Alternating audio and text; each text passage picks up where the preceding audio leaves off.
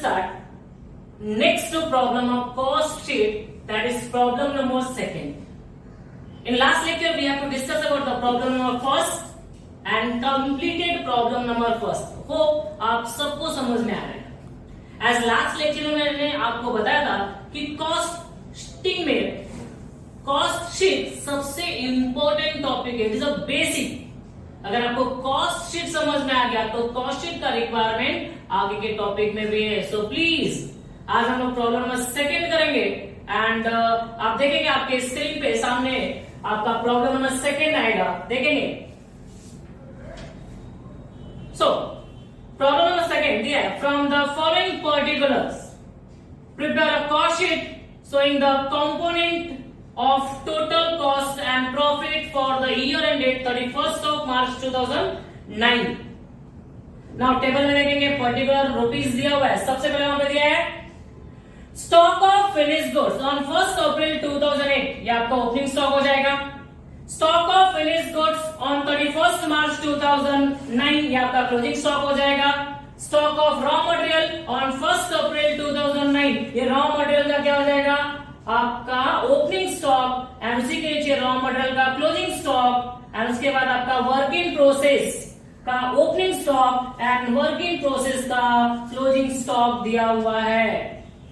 उसके बाद देखेंगे तो ये जो आपके 6 आइटम मैंने जो दिया है यहां पे फिनिश गुड्स, आपको पता है कि कॉस्ट ऑफ प्रोडक्शन के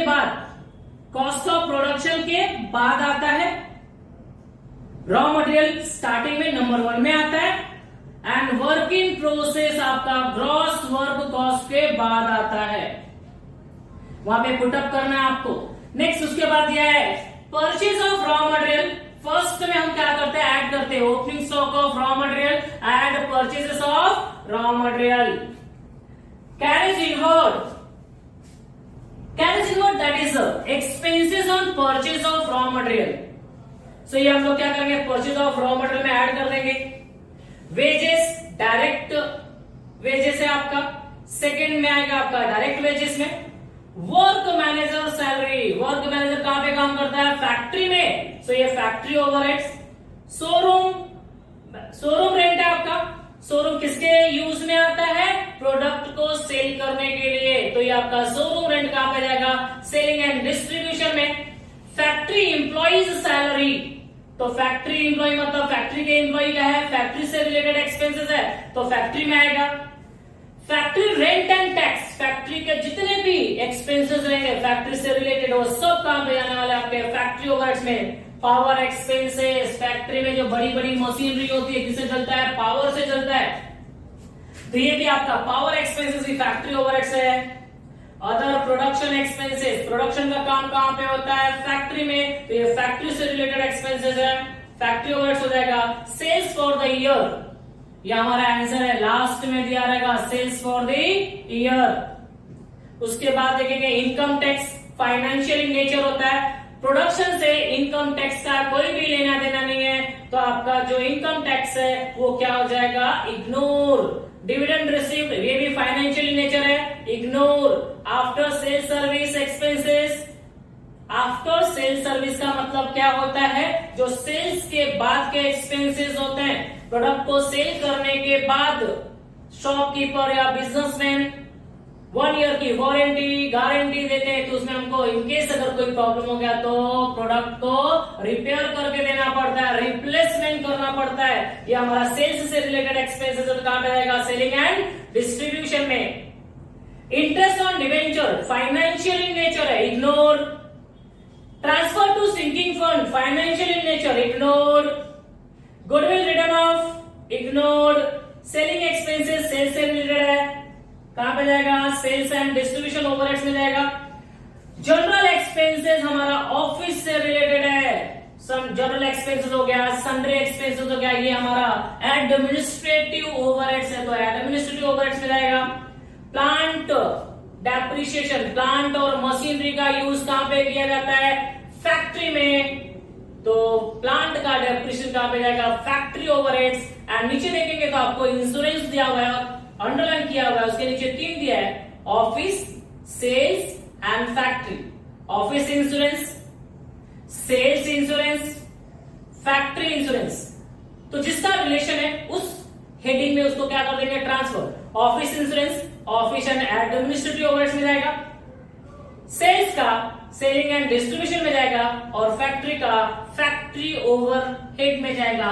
होप आप सब लोगों ने क्या किया रहेगा, प्रॉपर टिक लगा लिया रहेगा। आपके सामने पूरा क्वेश्चन है, सिंपल। आपका काम है आप वीडियो को पॉज करके क्वेश्चन क्या कर सकते हैं, आप कॉपी कर सकते हैं, वहां पे प्रॉपर्ली टिक लगा सकते हैं। नाउ उसके बाद हम प्रॉब्लम को क्या करते हैं, सॉल्व करने जा रहे हैं। तो देखेंगे एक एक प्रॉब्लम हम लोग क्या करेंगे, यहाँ पे एक एक आइटम प्रॉपर्ली सॉल्व करूंगा मैं। तो देखेंगे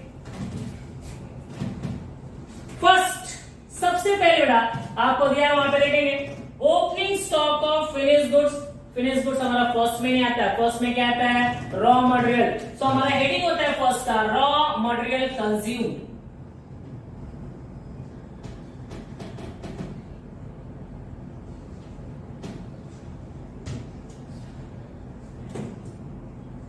raw material consume. Raw material consume में होता है हमारा first opening stock of raw material. ना opening stock of raw material आप देखेंगे थर्ड लाइन पे दिया हुआ आपको 40,000। ये लास्ट ईयर का क्लोजिंग स्टॉक का क्या जाता है, हमारा ओपनिंग हो जाता है। Opening stock of raw material में ऐड करेंगे हम परचेज ऑफ रॉ मटेरियल।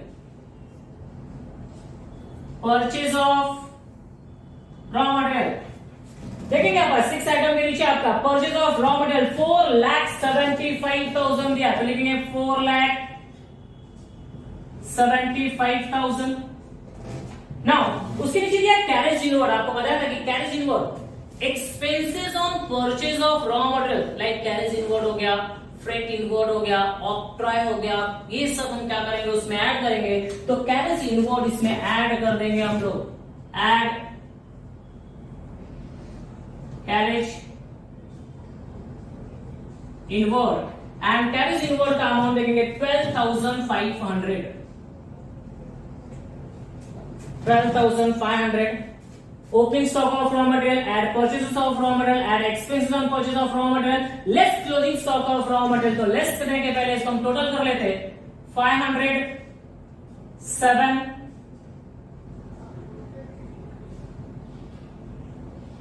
5,27,500। इसमें से लेस करेंगे, less closing stock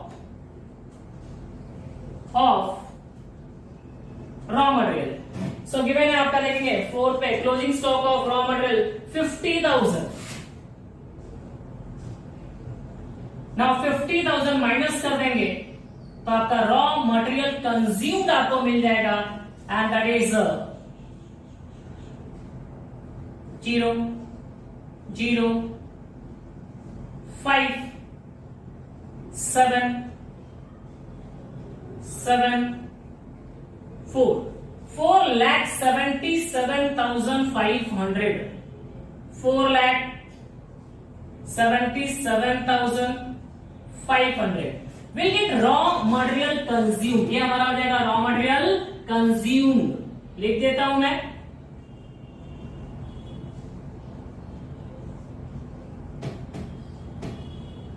raw material consume. Raw material consume है, इसके बाद आपका ये फर्स्ट हो गया हमारा रॉ मटेरियल कंज्यूम मिल गया। सेकेंड हमारा होता है डायरेक्ट लेबर और डायरेक्ट वेजेस। सो आप देखेंगे वहां पे डायरेक्ट वेजेस गिवन है आपका 1,75,000। सो यहां पे लिखेंगे 1,75,000। आफ्टर डायरेक्ट वेजेस थर्ड हमारा होता है डायरेक्ट एक्सपेंसेस, जो इस पूरे प्रॉब्लम में नहीं है। सो थर्ड आइटम नहीं है तो लिखने की रिक्वायरमेंट नहीं है, इन दोनों को ऐड कर देंगे। So we will get the prime cost. Prime cost total कर देंगे 0,052,5 6,52,500 will get the prime cost 6,52,500। 500, ये हमारे डायरेक्ट कॉस्ट के काम हो गए ना। उसके बाद हमारे अदर ओवरहेड्स, ओवरहेड्स में हमारा सबसे फर्स्ट आता है, यहां पे लिख सकते हैं लोग, third, that is factory overheads. Factory overhead. Now factory overheads में फैक्ट्री से रिलेटेड हमारे जितने भी एक्सपेंसेस रहेंगे, दैट इज ओवरहेड्स रहेंगे, इस हेडिंग में हम लिख देंगे। तो एक एक देखेंगे हम, वहां पे आपको दिया हुआ है फैक्ट्री ओवरहेड्स में क्या क्या आपका। First one, factory employ salary. Factory employ salary. Factory employ salary and amount is 60,000. Factory rent and tax. Factory rent and tax and that amount is 7,250. Power expenses,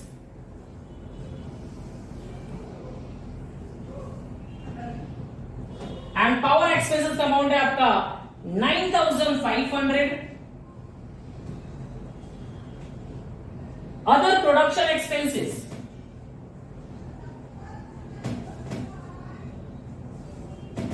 other production expenses 43,000. उसके बाद plant depreciation,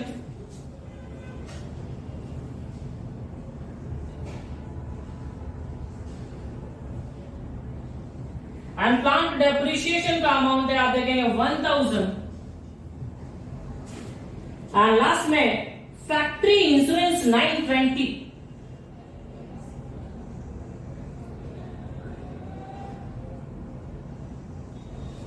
factory insurance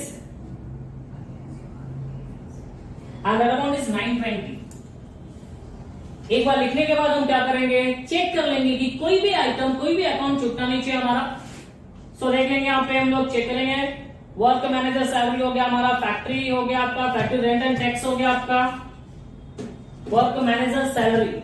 yes, work manager salary हमारा छूट गया है, तो लिख लेंगे नीचे.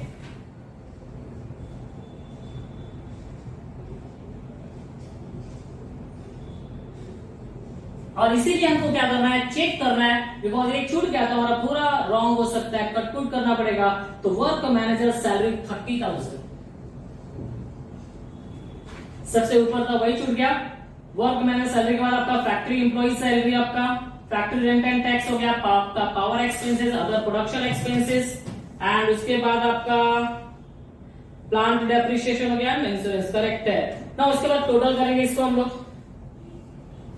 तो टोटल करेंगे 0,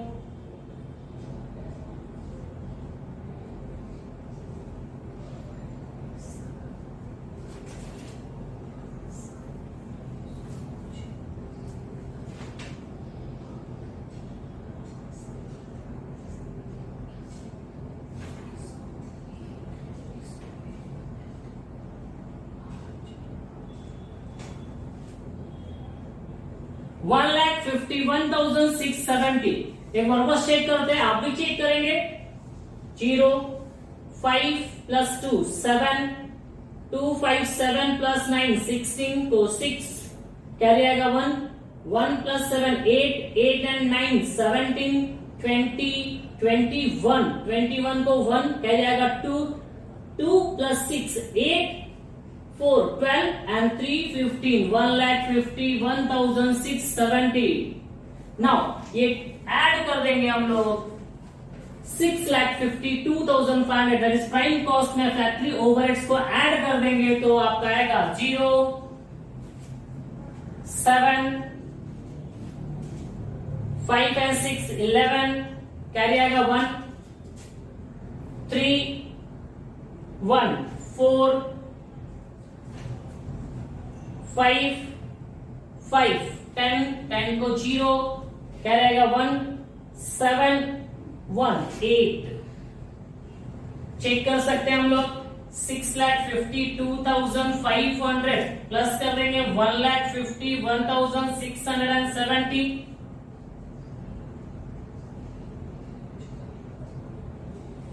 6,52,500 6,51,6 1,51,670 0 7 6 और 5 11 का 1 कैरी आएगा 1 3 4 0 8,04,170 करेक्ट है 8,04,170 that is called as gross work cost. इसको क्या बोलते हैं? ग्रॉस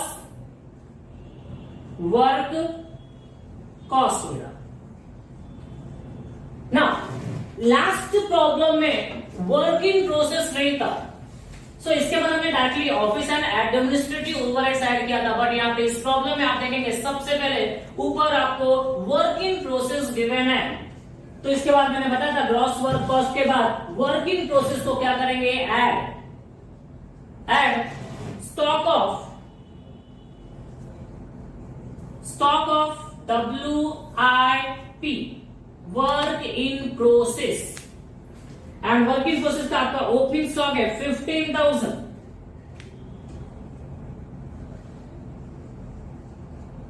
लेस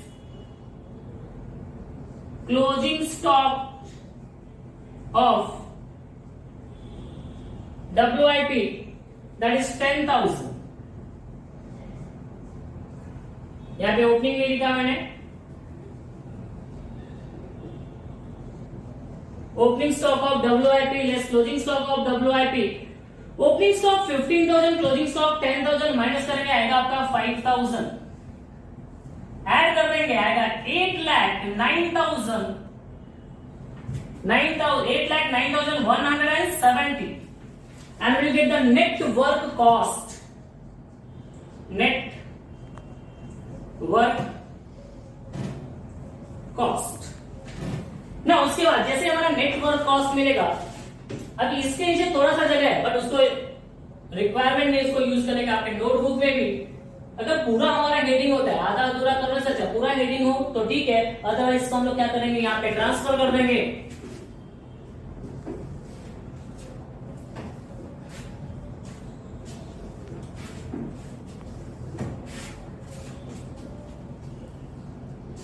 सेम आपका पर्टिकुलर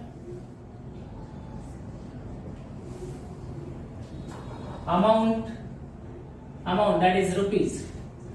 now आपका नेटवर्क कॉस्ट के बाद होता है हमारा ऐड, या लिख सकते हैं हम लोग यहां पे net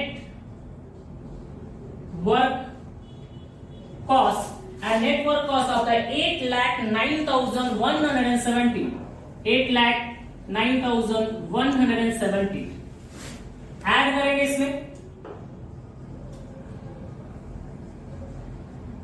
office and admin overhead.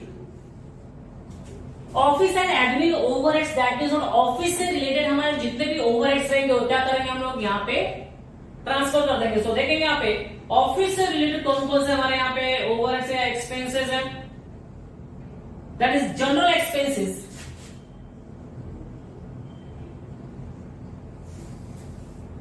General expenses, and general expenses का अमाउंट आपका 32,500 and there after insurance of office या ऑफिस इंश्योरेंस,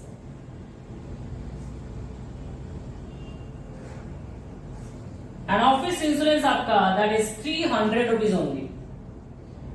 सिर्फ दो ही आइटम है, आई थिंक पूरे प्रॉब्लम में एक बार चेक कर लेंगे आपका office and administrative overheads, only 2 item है, तो 2 ही लिखा हमने, टोटल कर देंगे आएगा आपका 32,800।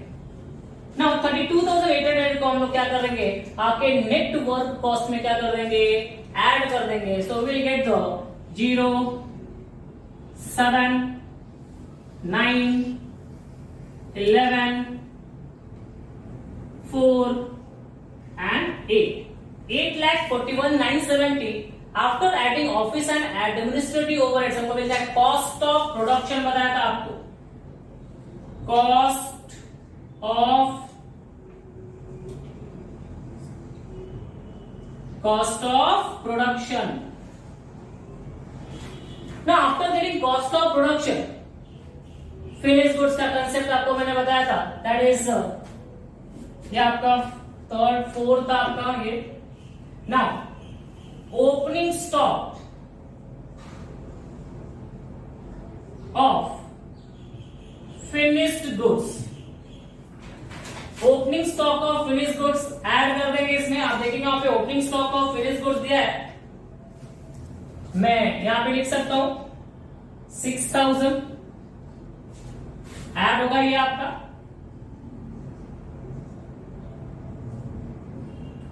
Add opening stock of finished goods,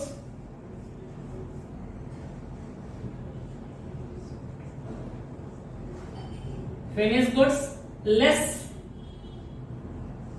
closing stock of finished goods. So देखेंगे फिनिश्ड गुड्स का क्लोजिंग स्टॉक आपको 15,000 दिया है. होप लास्ट लेक्चर अगर आपको याद होगा तो मैंने यहाँ पे चेंज करा दिया था, 6,000 ऐड करके फिर 15,000 यहां से लेस किया था. आज थोड़ा सा चेंज करते हैं, देखेंगे 6,000 में से 15,000 माइनस तो होगा नहीं, तो आपका 9,000 माइनस में आएगा answer. Opening stock is less than closing stock, so answer आपका किस में आएगा, माइनस में. तो यहाँ पे प्लस करने के बिहाफ में क्या कर देंगे, माइनस कर देंगे. देखेंगे 0 7 9 2 3 8,32,970 ये हमारा जाएगा cost of goods sold. Cost of goods sold. Hope आप लोगों को opening stock minus closing stock, closing stock is greater than opening stock, तो आंसर हमारा किसमें आएगा, माइनस में. इसमें से इसको क्या कर दिया हमने, माइनस किया. कितना आएगा आपका 8,32,970. चेक कर लेते हैं हम लोग अगेन. 0 7 9 11 में से 9 देंगे 2 3 8 करेक्ट है. कॉस्ट ऑफ गुड्स सोल्ड के बाद आपका लास्ट हमको ऐड करना है इसमें, add selling and distribution overheads. Selling and distribution overhead. Selling and distribution overhead से रिलेटेड जितने भी हमारे एक्सपेंसेस रहेंगे हम इसमें ऐड कर देंगे. तो चेक कर लेते हैं हम लोग वहां पे. First one showroom rent.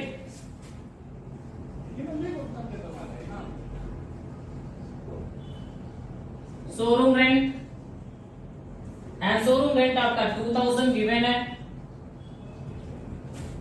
Showroom rent के बाद आपका after sale service,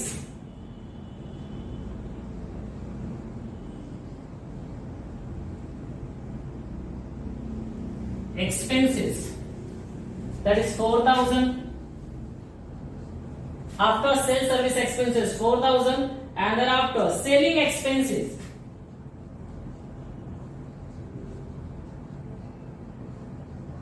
and the selling expenses आपका that is 16,000. Thereafter insurance of sales या sales insurance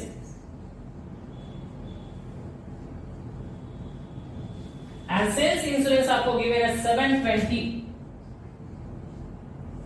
that means what, 2,000 4,000 6,000 22,720 22,720.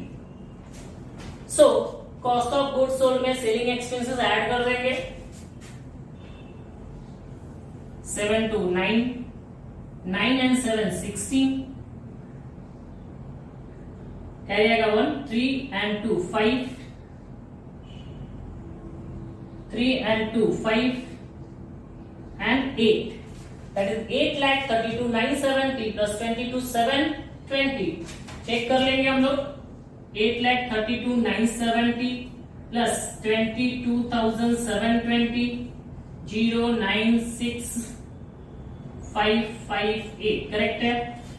8,55,690, that is called as total cost. Total cost. And after getting total cost, हमको ढूंढना है, find out करना है कि problem is क्या, profit दिया है या सेल्स दिया है. तो प्रॉब्लम में आपको यहाँ पे दिया था, that is sales for the year 8,60,000. Sales हमको गिवन है, दैट मीन्स व्हाट, प्रॉफिट. आपको क्या फाइंड आउट करना पड़ेगा, बैलेंसिंग फिगर फाइंड आउट करना पड़ेगा. एंड सेल्स दिया आपको, sale, and sales for the year is 8,60,000. Sales दिया है हमको 8,60,000. टोटल कॉस्ट आपका कितना आ गया, 8,55,690. सो 8,60,000 सेल्स में से कॉस्ट को क्या कर देंगे, माइनस करेंगे, आपको क्या मिल जाएगा, प्रॉफिट. तो देखेंगे यहाँ पे 8,60,000 माइनस 8,55,690 माइनस कर देंगे. 0, 10 में से 9 जाएगा 8, 9 में से 6 जाएगा 3, 9 में से 5 जाएगा 4, 5 में से 5 जाएगा 0. That means what, 4,310. 4,310 ये हमारा क्या हो जाएगा, प्रॉफिट हो जाएगा. होप पूरा एक्सप्लेनेशन एंड जैसे मैंने ट्रांसफर किया आपको टोटल समझ में आया रहेगा. आपके सामने कोई भी मिस्टेक रहेगा आप मुझे कमेंट में बता सकते हो, और कोई भी डाउट रहेगा तो आप क्या कर सकते हो, क्लियर.